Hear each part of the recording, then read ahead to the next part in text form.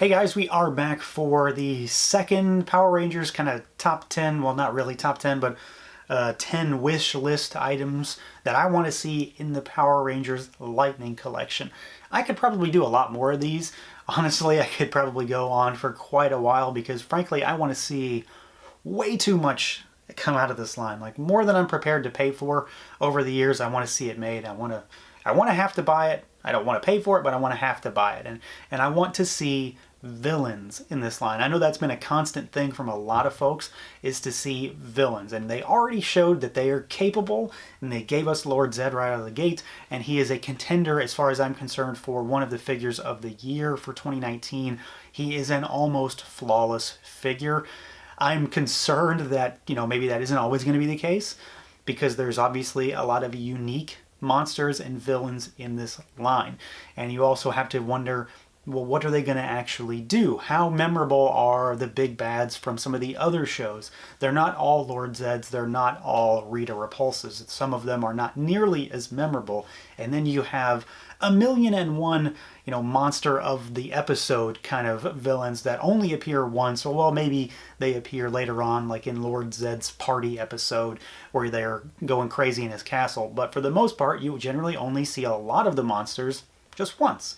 Now, in the vintage lines, we did get some of these characters. We got a lot of the larger ones, the 8-inch characters. We got some 5-inch figures as well, and they've done that sparingly throughout the years. But what I would really like to see is a constant presence in this line.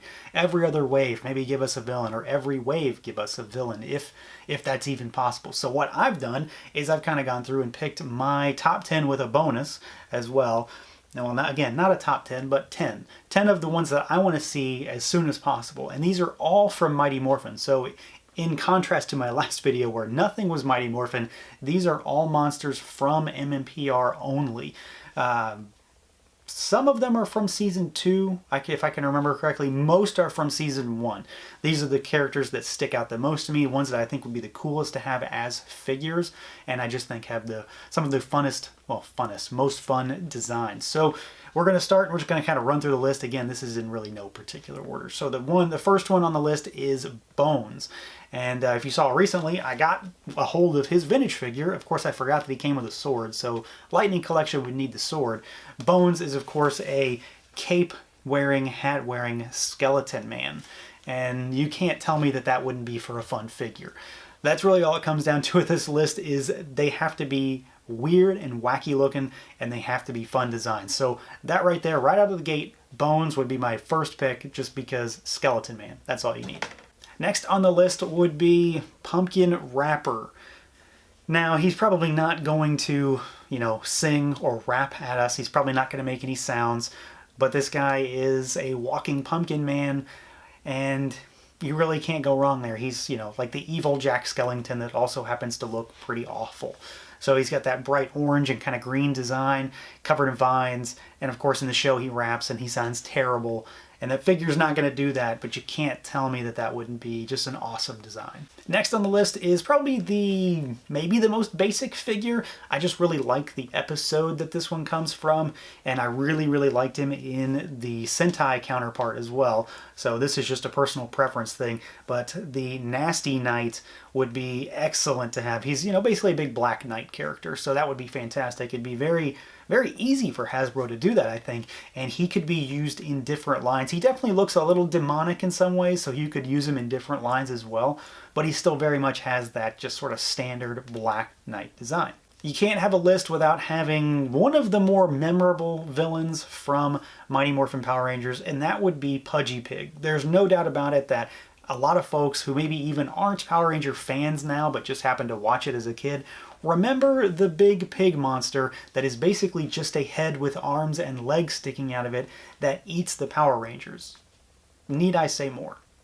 Another vintage figure that I recently got a hold of was this guy, King Sphinx, and there is no doubt in my mind that if I was in control of picking what came next in this particular line, it would be King Sphinx. I think his design is fantastic. He's a big sphinx basically. Tons of unique detail, great paint applications could be all over this figure, and it's just an awesome looking monster. That's all I need. A cool looking monster, and he definitely fits the bill. This next guy is kind of weird, kind of wacky, definitely really goofy looking, so that of course is right up my alley. Oysterizer would be next for me. It's a big oyster. He's got a pearl in his mouth, sort of, well, in whatever you want to call that, in his body, and he's weird looking. So it'd be 100% unique tooling, so, you know, maybe he'll probably never get done, but if I had my pick, he would be in the list. Another one of the more memorable villains, for sure, is Eye Guy. It is a monster that is comprised entirely of eyeballs that also make up his entire body.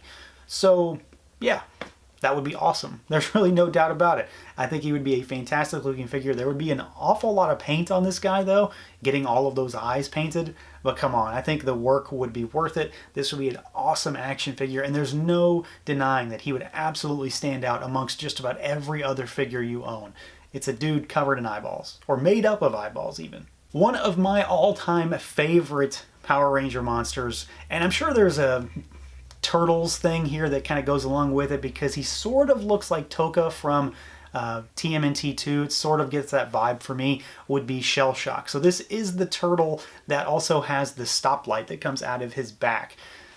It's weird, it's stupid, it's ridiculous, and that's really all I need. Bonus points if they could somehow make it light up. I'm sure that would be costed out for sure. But turtle monster with stoplight coming out of his back. It sells itself. Keeping in sort of line with Shell Shock would be Terror Toad next. This guy's a big toad. He's another one that eats the Rangers, sort of, and then their heads appear on his chest. I think it's just the, well, not the heads, but like a symbol for each Power Ranger head shows up on his chest. So, you know, maybe have it where you've got all the Ranger heads already on his chest, like he's already eaten them. So that would be really weird. It would have a ton of wild and gruesome and nasty sculpt. It would have to have a lot of paint apps, but it would be a really, really fun figure. The last entry on this list, as far as the standard stuff goes, is definitely not as crazy as some of the other ones, but I have a lot of fond memories of the vintage 5-inch figure for this guy. And honestly, this is one of those characters that you could use in other lines. He could just be a thing that also happens to be a Power Ranger monster, and that would be Stag Beetle. So he is exactly what he sounds like. He is a big Stag Beetle. It would have some awesome sculpt. It'd have great paint applications, and it's just an anthropomorphic Stag Beetle. So put it with anything else that you need a Beetle Man. And then for the bonus, just like I did with the non-MMPR Rangers, with the Spirit Rangers, would be a 2-pack that I don't know if this would even begin to sell outside of the fact that it is weird and stupid and goofy, but that would be the 2 monsters that appear in the episode where Kimberly's purse gets turned into a monster. So there's 2 monsters here in particular, and these are from the Die Ranger Japanese show, but we've got Lip Syncer and Purse Head. So they are exactly what they sound like. You've got a lipstick monster and you've got a purse monster, and they are ridiculous and stupid, and I think they would make awesome, if not just dumb looking action figures, and that's exactly what I want here. So that is my list of 10 plus 1. So the last list was 9 sort of plus 2, so this is my 10 plus 1. And I just think that giving us these kind of monsters is the way to Ranger fans' hearts and wallets. Personally, everybody loves Power Ranger figures. Everybody wants them. Ranger fans want these figures, but there is no denying that people want these wacky villains. Not all of them. I don't think that's feasible, but some of them. You know, getting Lord Zedd's great. We know we're getting Goldar. I want more than that. I'm hopeful that we're going to get some of these monster of the episode kind of things. Some of these one-offs that have really crazy designs that will draw people in, even if they have to be store exclusives. Give them to us however you need to, but let's make some of these happen. So that's my list, guys. Let me know what you guys think. I would love to know if there are any other villains from MMPR that you'd like to see. These are just the ones that stick out to me the most. I'd pretty much take anything, honestly, but these are the ones that kind of jump out at me when I really think back to what I love the most out of this show's monster array. So that's it, guys. I'll catch you next time.